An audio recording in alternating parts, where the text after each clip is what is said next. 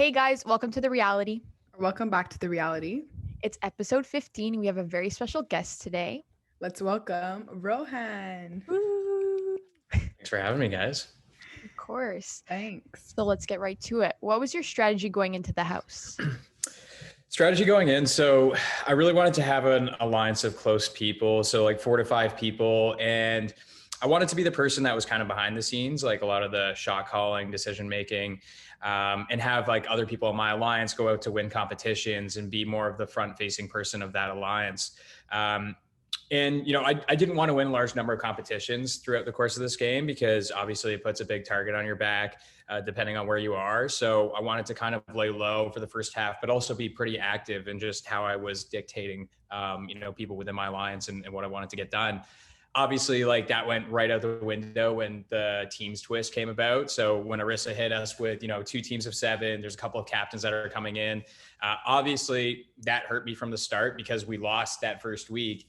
It takes me from being one of 14 people to go home to one of 6 people that could possibly go home. And so I was put in a really tough spot. We ended up losing the week after that as well. So, and I ended up being on the block against Josh. So I can't say that I really executed the strategy, but it's always like nice to have something in the back of your mind when you're going into the house for sure. Sure. Yeah, and we saw that you and Kyle were really close in the game. What was your guys' strategy? Yeah, Kyle and I got pretty close on probably like day 2 or day 3. We really just like from the get-go hit it off, and we started comparing notes on certain people in the house. And Kyle and I wanted to position ourselves very well amongst a number of different people. So, at the beginning of the game, we kind of had the Ty and Jed Pretty Boys 2.0 alliance. We had Tina and Tara in the Misfits. We were getting closer to Austin and Braden. We had a 3-way alliance with Vic. So, I mean, like there were little things that were happening for Kyle and I. And honestly, there were times in the game where Kyle and I were actually very, very well placed. For example, when we did evict Latoya, I thought we were in a good spot in the game where we could have really gone far together. Obviously, things didn't work out that way because of events, but we were obviously a twosome. I think it was kind of hard. It was kind of hard in the house for anybody to hide twosomes. I think everyone really had a pair except for a couple people. And so we just tried to take it head on and see what we could do, but unfortunately it didn't work out.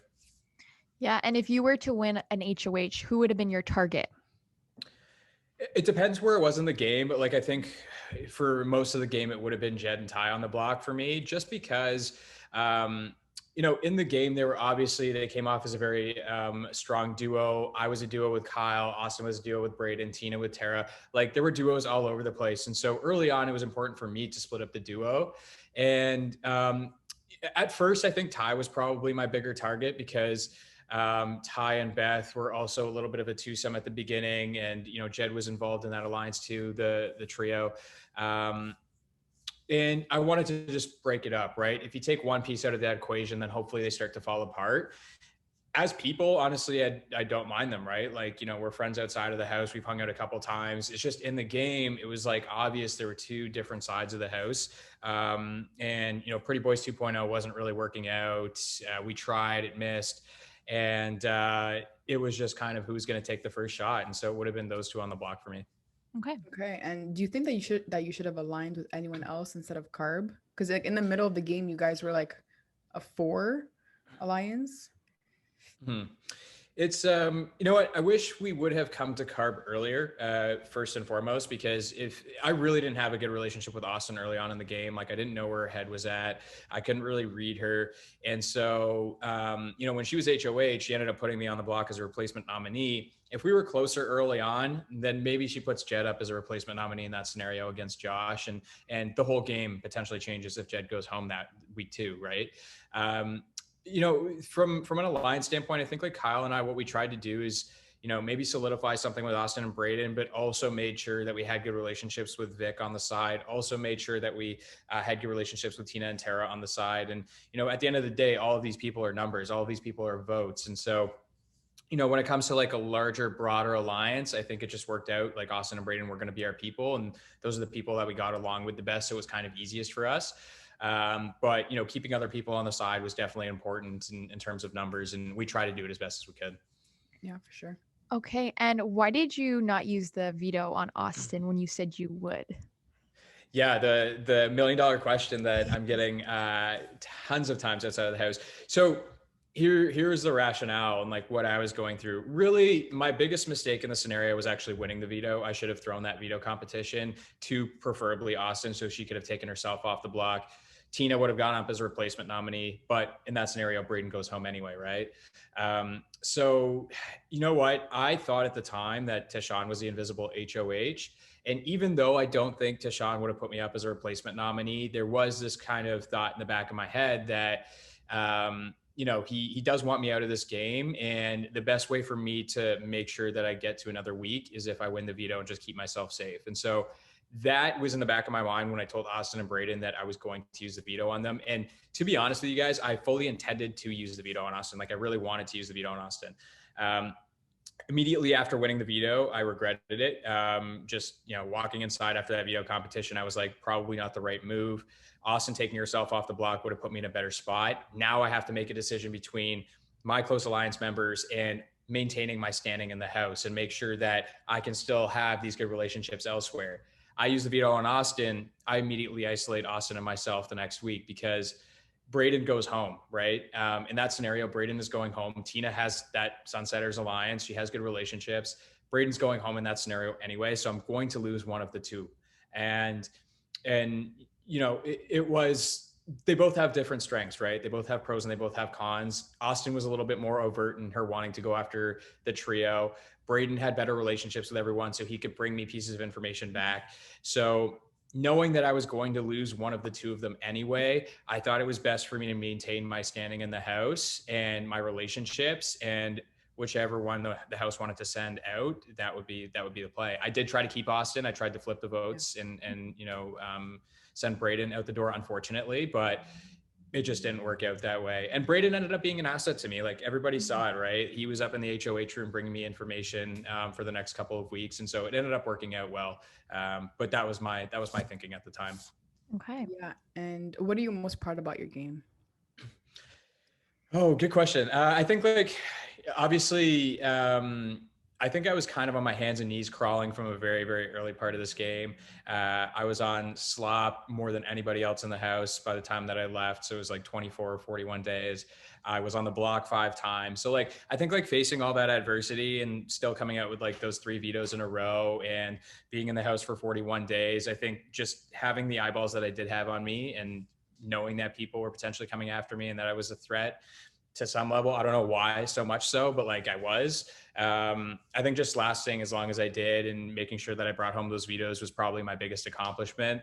I didn't want to put myself in that position. I never want to put myself in a position where I have to win competitions to stay in the game. But it just, I was just in that position and I had to win a couple and I did. So definitely proud of those wins. Good. For sure. And between Bray and Ty, who did you want to, I guess, win? Like we saw you vote for Deshaun at the end, but what persuaded you to vote a certain way? Yeah, Bray was one of my closest allies. Everybody knows that within Carb. And then after, our duos left, Bray and I obviously had a really good relationship in the house. And he was, bringing me information back from HOH where, I was kind of hanging out by myself and letting him come to me. So we had a good thing going after Austin and Kyle left.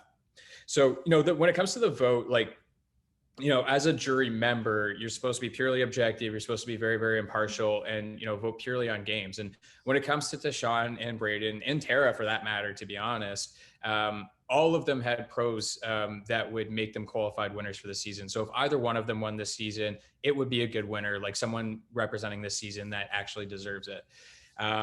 They both deserve my vote at the end of the day, right? Braden deserved my vote because he did so much for me in the game after Kyle left. He brought me pieces of information. He was on the block a number of times, never went home. He had a really, really good social game. And then you look at Ty, right? Ty never, ever touched the block, which is an impressive feat. He had influence over the game from start to finish. And he turned on the trio alliance. And, I think part of the reason why my vote went where it went is because I think Tashawn played to some degree the game that I wanted to play. And it sounds weird, but that's how I looked at it. And so both of them very, very, very, very much so deserved my vote. But, I ended up deciding to go one way over another. Any one of them winning would have been a qualified winner for the season. Okay. Yeah. And you were on the block 5 times, and then the fifth time you were eliminated. How are you feeling when, like, what was going through your head? That was tough because I was so close to winning that HOH, right? I finished in second place in that competition, the one that Kiefer won in the double, and I got one of 5 questions wrong. So that really sucked. First and foremost, I knew I was going on the block. You know, Kiefer obviously had my head on a stick. He was coming after me the entire time. He was talking about me the entire time, and he told me earlier that day he's putting me and Braden on the block if he wins. So I was fully expecting it anyway. But knowing that if I didn't win the veto, I was going to go home, right? So that was the toughest part of it, is I had to win a fourth veto in a row. Otherwise, I was definitely getting voted out of the house. There was no question about it. And, if I won that veto, Braden was going home, right? Because Tara would have been a replacement nominee in that situation. And, Kiefer wouldn't have taken the shot there at that time. So, I'm glad at the same time that Braden got to move on and finish in second place. But for me, like, it was just a win or go home scenario. So that's what sucked about it. But as soon as Deshaun won that veto, I was like, okay, like, my time's done. I did a quick campaign to him, and I know Tashawn was looking to turn on Jed and Beth at some point. And so that was the last pitch I made to him, is like, I can help you do that. Unfortunately, he felt like it was too soon and ended up voting me out anyway. So it is what it is. But, I had a good run while it lasted. Yeah. For sure. And what do you think your biggest regret or mistake was in the game? My biggest regret is what I talked about earlier. So it's Yeah. actually winning that veto when Austin and Braden were on the block. And if you want to take it maybe a step back, it's maybe I could have done a little bit more to solidify the relationship between Victoria and Austin and Braden, because I know Victoria, that's really where the game went wrong for me, right? Was the invisible HOH, is when Austin and Braden ended up on the block. If Jed and Ty go on the block, or Jed and Beth go on the block, the whole outcome changes. Brand new ball game, right? So if I could have done a little bit more to make sure that Victoria knew that Austin and Braden were never coming after her in that game, then I would have made an additional effort there. Like, got everybody in the same room, really just nailed everybody down. I felt at a point I was kind of the glue between, like, that, what was the Oddballs alliance, right? Like, Tina and Tara were always sketchy about Austin and Braden. Austin and Braden were always sketchy about Victoria. Victoria was always sketchy about both duos. And I was the one that was like, no, guys, like, we're good. We have the numbers. We're good. Like, we just need to stay on the same page. And if there's anything more I could have done in that situation, I would have done it to make sure that Austin and Braden wouldn't have ended up on the block on Victoria's Invisible. But then when they did, winning that veto was a mistake. Austin should have won that veto. I should have thrown that to her for sure. And she could have taken herself off. And maybe it changes, maybe it doesn't. If Austin stays and she wins that next HOH, the calendar one, then the game changes. If she doesn't, then her and I end up on the block next week, no matter what. She probably goes home over me, or maybe I go home. I don't know, but I lose both Austin and Braden in that scenario. Right. And you won POV when you were on the block next to Kyle. Mm-hmm. If you wouldn't have won, did you think, one of you was gonna go home, but who'd you think was gonna go home? You or Kyle? I thought I was going to go home, but everyone's telling me after Kyle would have gone home. So I just felt like, because I was the vocal piece of Showtime, that people would have sent me home in that scenario. But I think people got the sense that Kyle was, like, drawing up plays behind the scenes, and I was just the vocal piece, like, communicating to everybody. And so they thought if they got rid of him, they thought Kyle was the glue between the Oddballs alliance, and maybe he was to some degree. I think, obviously Kyle's very, very good with people, especially the people that he's close with. So that very well was probably the case. And so if we sat on the block next to each other at the end of the week, I think the plan probably would have been for the Sunsetters Alliance to come to me and say, hey, Ro, we want to keep you around. We really like you in this game. We think we can work together. We're going to send Kyle home. And in hope that I would show loyalty to them as a result of that.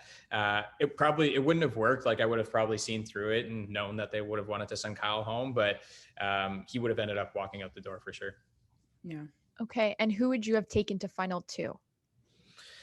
I don't think I could have turned on Kyle. Like, I've watched this game for so many years. I want everybody to make the big moves and make sure that they solidify their positioning to win. I think if I took Kyle, depending on what happened in the latter half of the game, could have been a toss-up, could have been mine, could have been his. I don't know, but like I don't think, based on the relationship that we established, that I could have turned on him. Okay. Ideally, in an ideal scenario, I would have been sitting next to like Tina in the final two, and so that's why Kyle and I established, a Misfits alliance with Tina and Tara early on for numbers. In the event they win an HOH, they don't put us up, and if we can take them to the end of the game, the plan really was take Austin and Braden to the end of the game. In my head, take Austin and Brady to the end of the game, final six, take Tina and Tara to the end of the game, final six, have them go at each other and allow Kyle and I to walk through. That would have been like how I drew it up. But that would have been my ideal scenario is if it wasn't Kyle, then I probably would have wanted to take someone like Tina. Okay. What was your most favorite comp? I think, it's weird because I regret winning this one, but I think the condos comp was actually pretty fun. So like, I like comps where there's like different pieces to it. So it's not just one thing the entire time, but like it's kind of multifaceted. So laying down the I-beams and they all fit in different slots and then building the 3D condo. I don't know if I considered myself like to be good at puzzles or like what the whole situation was, but it was definitely like hard on the back. It was like very intense and everyone was sweating and but I think for the most part, it was fun to do. I wish I didn't win it, but it was a cool competition. So I like that. And what about your least favorite comp? My least favorite comp. I think maybe the archery competition week 2. I just because I wasn't good at it. I actually didn't want to win that competition because if my team wins, I'm safe. And really, if anyone on the other team wins, except for Austin and Beth, I think I'm probably safe. Obviously, Austin ended up winning that competition. So, and I didn't have a good relationship with her at that time. It was too early. So I didn't want to win that competition, but I just wasn't good at it. So I tried to throw it, but I felt way too early. I was like third down. So, it was, that one was tough. Just the whole balance aspect. Yeah. And what was slop like? Because you were on slop a long time. Yeah. Slop is like, in my opinion, like slop in and of itself is actually not that bad. Like I would eat slop, but when you have to eat it for 3 times a day, 7 days a week, that's when it really starts to get old and starts to get to you. And so, I lost a bunch of weight. So I was like, probably like, I mean, you could see on TV, obviously, like from when I went into the house to when I left, like I was definitely losing weight, probably about 10 pounds or so. And because I would eat it and like I would go and try to work out, but then I couldn't really rebuild. So it was providing me energy and everything like that, so I could sustain myself, but I couldn't really like do anything aside from that. So it does affect you for sure. It's nutritional, you get all your nutrients and everything in there, but from a competition aspect and from just an everyday like having energy aspect, it definitely kind of drains you when you have to eat it for so long. For sure. Yeah. And I'm sure like time didn't pass either. Like you guys were with slop and like the days going by. There's a lot of time, right? Like just to, talk with people and interact. And so when you're on slop, it seems like you're on it forever. Definitely. Yeah. Wow. And what is your life like now outside of the Big Brother house? Life's good. I mean, like, it's been just over a month since we got out of the whole experience, and like everyone's been super supportive. I think mostly, like, obviously coming out and seeing social media, like nobody knows what to expect, but I think mostly for myself, it's been pretty positive. So I love to see all the support and the love. It's been super helpful just getting all that coming out. And, obviously like a lot of my friends and my family have questions about the game and, I'm happy to talk about that as much as possible, but, just honestly trying to enjoy life as much as possible. I'm back at work now. So I'm doing that, during my regular office hours and trying to just make the most of the Big Brother experience offline and in my evenings and on the weekends. And it's summer in Toronto now. So getting out to parks and seeing friends that I haven't seen in like months and months and months. And so it's been good so far and everyone's been super supportive. Nice. That's great. And do you have any more like plans for like other TV shows anytime soon?